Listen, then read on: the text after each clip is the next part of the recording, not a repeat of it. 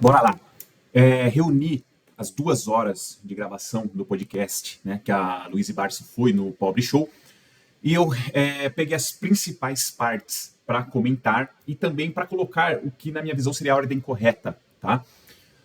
E dividi isso em 2 vídeos. Esse primeiro vídeo, ele contempla dados mais básicos e assim, é um show de humildade nesse vídeo, né? Um show de humildade da Luiz, do primo pobre, que hoje não é mais pobre, o cara é milionário, certeza, né? Ele tá com toda uma produção aí sensacional, né? E, cara, as perguntas que ele faz são muito pertinentes. A gente percebe que ele não tem conhecimento na renda variável, até mesmo, por exemplo, ele não sabe informação básica, a gente percebe lá na frente que ele não sabe que a Caixa Econômica Federal não é listada, né, na Bolsa de Valores, a Caixa Seguridade sim, mas a Caixa Econômica Federal não, né?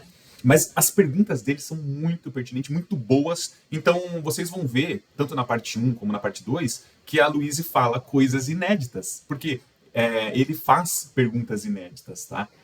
E assim, eu reforço que a humildade da parte dos dois, porque, tipo assim, a Luiz, hoje, para mim, ela é a maior autoridade na Bolsa Brasileira, tá?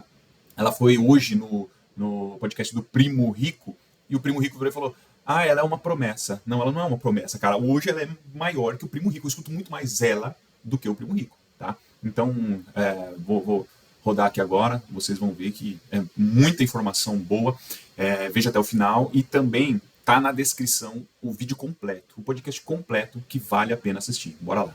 Então o brasileiro se sentiu obrigado a aprender sobre outros produtos que não a renda fixa. E principalmente poupança, né, naquela época ainda, Claro, né? a poupança ainda era muito forte, né? Mas sabe que eu não julgo assim, num país tão endividado como o nosso, o cidadão que tem um dinheiro guardado, seja ele até na poupança, já é uma vitória, né?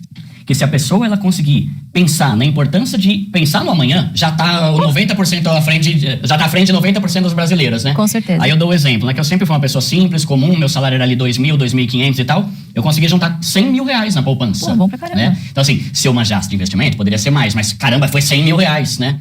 Então, às vezes eu falo isso pra galera, cara, poupança é uma porcaria? Mas se você tá com preguiça de estudar, vai estudar, mas se tá com muita preguiça, bota na poupança mesmo que já é alguma coisa, né? Com certeza. E a gente tem que respeitar também os mais velhos. Não existia a renda variável e eles pouparam muito dinheiro, né? Então, a gente tem que sempre, sim, dar valor a quem poupa ao invés de quem tem dívida, né? Pô, a pessoa tá poupando, show de bola, bacana. Aí, logo em seguida, eu já puxei um tema que ele fala lá no fim. Então, vamos lá, vamos recapitular. Ele acabou de falar que com 2.500 reais, ele fez 100 mil reais, né? Isso é extremamente possível, né? Se a gente pegar a calculadora aqui, mas isso requer tempo, né? Recebendo 2.500 reais, vamos supor que ele poupou aí 500 reais por mês, né? 500 vezes 12 meses, o ano tem 12 meses, né? É mesmo? Vai dar 6 mil reais no ano, sem considerar a rentabilidade, considerando que ele colocou embaixo do colchão isso daí, tá? 500 vezes 12 dá 6 mil reais. Vezes, vamos colocar aqui, 15 anos, já deu próximo do valor, né? Então, beleza, é possível. 500 reais por mês ali em 15 anos tem um valor aproximado, 90 mil fora a rentabilidade, né? Então, é possível. E o salário vai crescendo. Era 1.500, passou para 2.500, 3.500, né? O aporte vai aumentando. Então, a gente já viu que é possível. E aí, olha a pergunta que ele faz, muito boa. Vamos lá.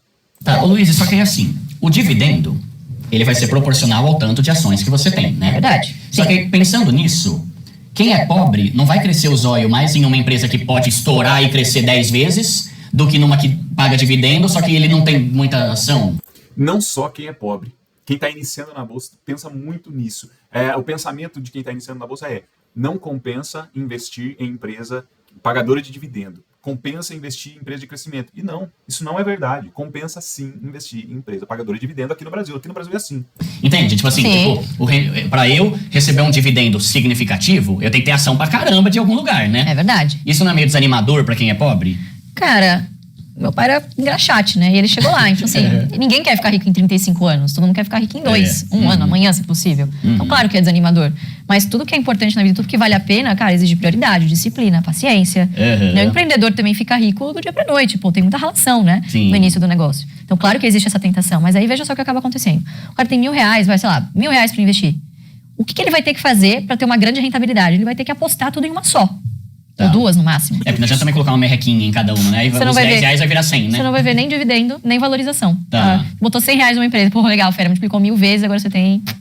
Entendeu? Sim. Então, assim, são prioridades, né? Do e que você quer. A disciplina e a constância de investir pensando ali... Exatamente, exatamente. Porque é o seguinte também, com essa estratégia, como é que você ganha dinheiro? A empresa precisa subir, certo? E você, para ganhar dinheiro, precisa saber o timing de vender, certo? Quem fica muito rico também não fica do dia pra noite, cara. Por exemplo, quem enriqueceu com o Magazine Luiza?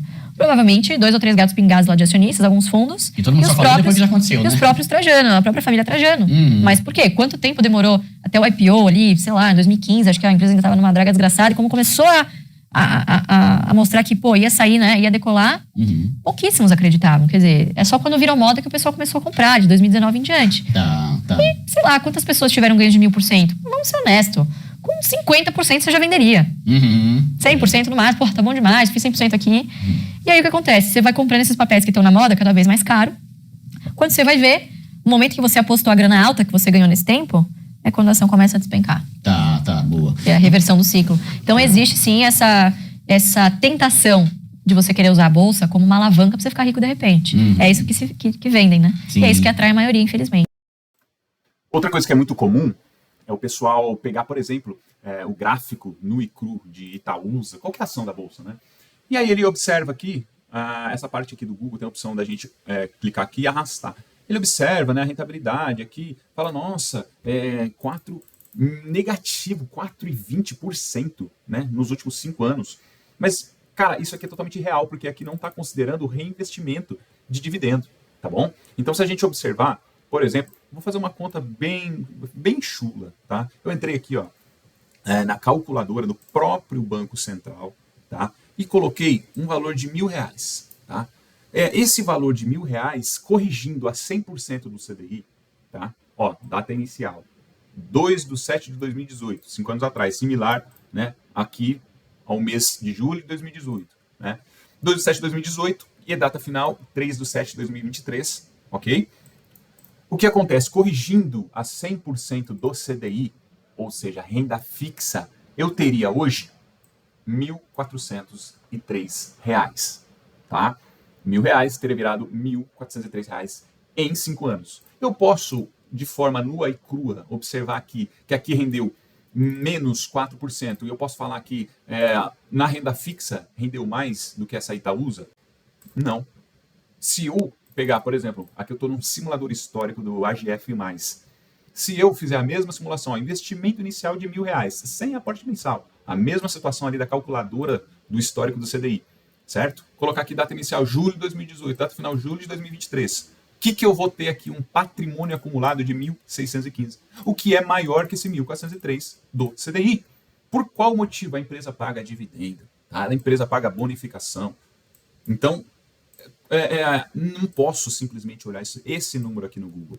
Tá? Tem outros fatores, tem provento, tem bonificação, certo? Com R$1.000 eu comprei, por exemplo, cerca de 100 ações, tá? Mas eu já não tenho mais 100 ações, hoje eu tenho 165 ações, porque a empresa me bonificou com novas ações, e totalizando R$1.615.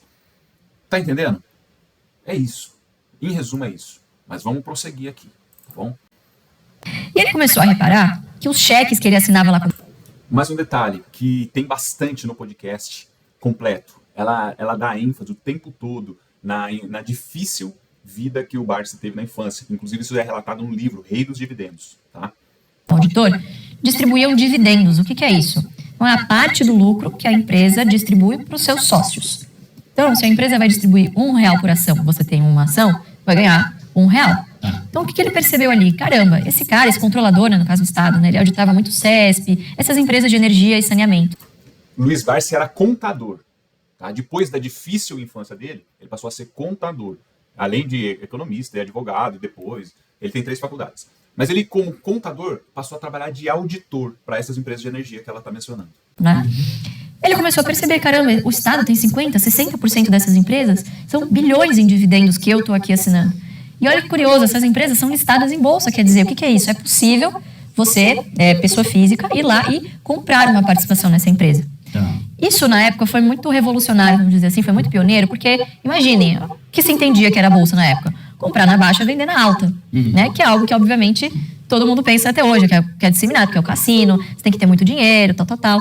E, de fato, naquela época, você tinha custos altos para investir, né? A informação, ela não era disseminada como é hoje. Tinha um YouTube, né? Ali eles finalizaram falando de YouTube, né? E aí eu já elenquei com uma outra parte do vídeo que eles falam sobre como investir sendo leigo. E a questão do YouTube, ela entra em pauta novamente. Vamos lá. Por exemplo, eu começo a investir em ações. Sim. Eu não tenho tempo de ficar acompanhando tudo isso. Quais opções que eu tenho? Ou eu tenho que ficar de olho o tempo todo, ou eu faço uma mensalidade numa casa de investimento, uma casa de análise, ou eu tenho um assessor para mim. Qual que é a opção para quem é mais pobre de ter ajuda nisso? Sabe? Porque uma coisa é o cara ter 1 milhão e ele tem 8 assessores VIP para ele que liga e leva café na cama pro cara. Outra coisa é o pobre que não tem quase nada e não tem muita ajuda, né? Sim. Tipo, é o quê? Assim, ele tem uma casa de análise e ajuda nisso? Cara, a casa de análise pode até ajudar, mas eu sou muito da seguinte coisa. O bom investidor, ele não é aquele que fica acompanhando a cotação diariamente. O preço ele é extremamente importante, óbvio, mas não é aquilo que você vai ficar acompanhando. Não é pra você perder o seu sono, parar tudo que você tá fazendo e só olhar o home broker, virar um louco. Não. Boa parte da sua tarefa é, cara, sai desse negócio de fofoquei, sobre celebrities, cara, tira essa meia hora que você fica lá no Instagram ou só assim lá no TikTok. Pô, vê um conteúdo legal no YouTube. O YouTube hoje é uma grande ferramenta de estudo. As pessoas usam muito o YouTube. Claro, né, você precisa filtrar de quem está consumindo conteúdo, mas o YouTube tem muita coisa de graça. Você se informa. Precisa filtrar. Eu sempre falo aqui, siga poucos especialistas. E outra coisa que a Luíse não vai falar, e por isso que eu tô aqui para dizer, é siga a Luíse Barsi. Escuta o que ela está falando. Por anos, ela falou de BBSE 3. Ninguém dava ouvido para ela. O negócio estourou. Então, assim, ela não vai falar, me sigam. Mas se eu posso falar, sigam ela. Formar diariamente, ler um jornal, não precisa ser o físico, claro, mas ler notícias, se manter interessado. Isso é muito mais importante, fazer um pouquinho por dia, do que você ter que ficar bitolado olhando o preço, sobe e desce todo dia, querer pegar ali o menor preço. Cara, isso é impossível para quem trabalha. Não tem como. Então, o que a gente se preocupa muito nessa estratégia? De você tem que saber o preço teto. Qual é o máximo que eu posso pagar por essa ação? É isso que você tem que se preocupar. Tá. Vamos supor, então, como é que a gente faz isso? Eu exijo das boas empresas que eu tenho na minha carteira que elas me paguem ao mínimo, é o critério, sim, mínimo, 6% ao ano só em dividendos. Esse é um critério que está no estudo, enfim, da estratégia. Nasceu lá atrás, a gente trouxe isso até hoje para não perder o parâmetro. Isso nasceu do Décio Bazin. Leia o livro Faça Fortuna com Ações de Décio Bazin. Eu falo aqui em todos os vídeos do canal. Leia esse vídeo, leia esse livro. É um livro importante, gostoso. Não vai inventar de ouvir audiobook. Não, leia o livro. 6%. O que eu faço então? Eu pego 6% de quanto eu tenho lá. Se eu tenho R$1.000, 60 conto no mínimo de dividendo. Do meu... 6%, tá. Aliás, não é em função do quanto você botou. Vamos lá, eu vou explicar. É a rentabilidade mínima que eu exijo. Eu começo essa conta por quanto a empresa me paga de dividendo por ação. Tá? Deixa eu pegar a ajuda dos universitários aqui, que eu sou péssima para conta de cabeça. Então, se a empresa me distribui R$1 de dividendo, eu divido pela minha taxa mínima esperada, 6% ou 0,06%, o máximo que eu poderia pagar por essa ação é R$16,66. Onde que eu acho esse valor? Cara, você entra no Relações com Investidores, você faz a média de quanto essa empresa pagou. A GF+, a plataforma dela e os dois sócios que ela menciona, que é o Felipe Ruiz e o Fábio Baroni, ela dá a média de dividendo das empresas e também o preço teto.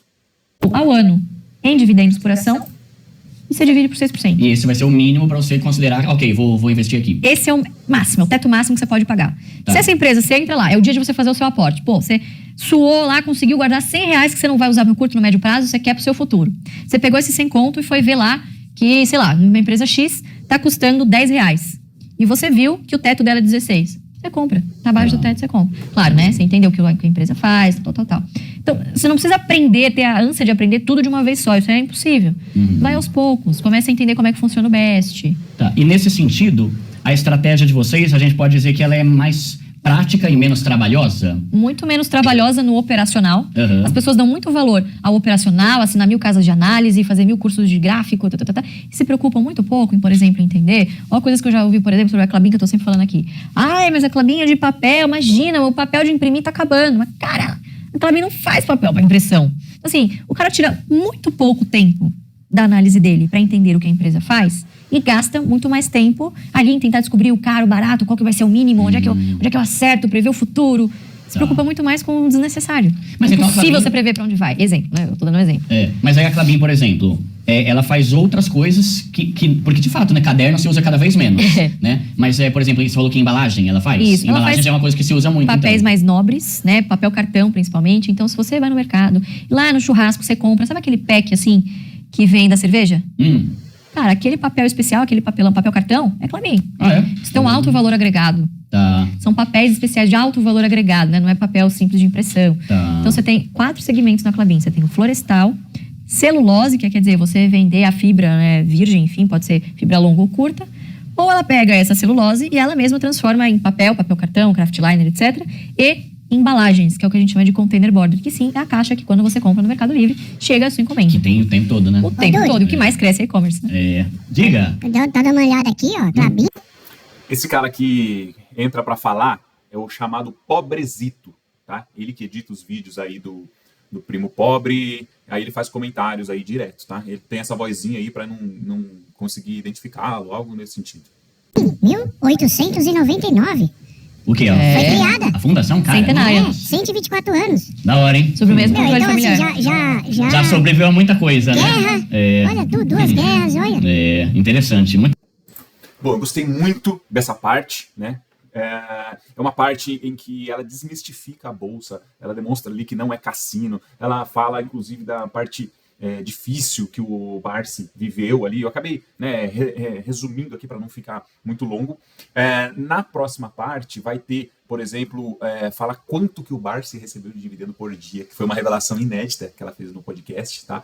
Mas esse aqui eu procurei compilar coisas mais simples, coisas para a gente levar para a bolsa quem tem um terror, quem não suporta a bolsa, quem tem medo da bolsa, quem acha que vai perder dinheiro com a bolsa, que é cassino e tudo mais, certo? Por enquanto é isso, um abraço e fica com Deus.